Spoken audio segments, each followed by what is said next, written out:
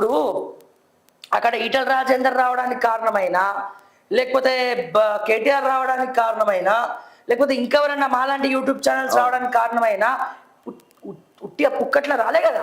ఆడ నువ్వు తప్పు జరిగింది కాబట్టి వచ్చారు. నువ్వు రాజకీయం చేయడానికి, వాళ్ళు నిన్ను ప్రశ్నించడానికి, మేము నిన్ను ప్రశ్నించడానికి నువ్వు ఎందుకు అవకాశం ఇచ్చినావు? అవును, ఎందుకు కొల్లగొట్టినావు? గది కదా మేము అడుగుతున్నాం. 1000 కుటుంబాలని నడి రోడ్డు మీదకి ఈడ్చే అధికారం నీకు ఎవడిచ్చాడు? నువ్వు మంత్రి అయితే, రెవెన్యూ మంత్రి అయితే రికార్డ్స్ మొత్తం తిరిగేసుకుంటావా? వాళ్ళు ధరణితో దోచుకుంటే నువ్వు భూభారతితో దోచుకుందాం అనుకుంటున్నావా?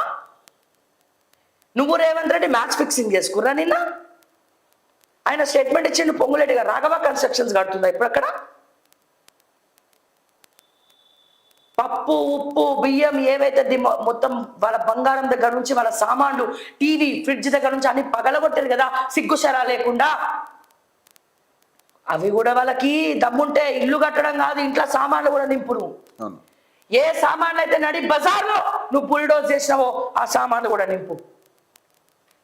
మళ్ళీ మాట్లాడుతుండు, దమ్ముంటే రా. మరి నేను ఒక్కదాని చాలు, అర్థమైందా?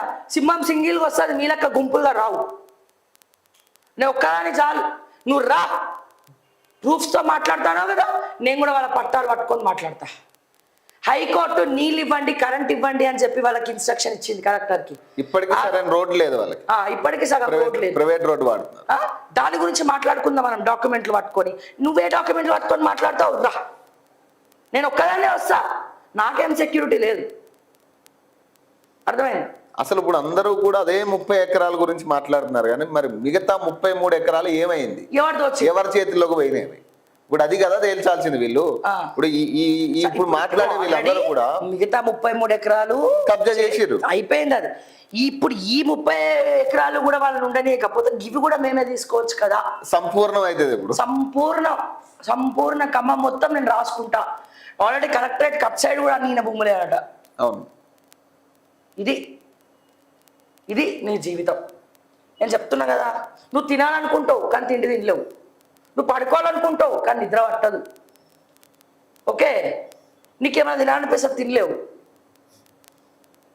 తల్లిదండ్రులు చేసిన పాపాలు పిల్లలకు చుట్టుకుంటాయి, వారసులకు చుట్టుకుంటాయి. నీకేం పోయింది? నువ్వు సంపాదిస్తావు, తర్వాత అయిపోయాయి.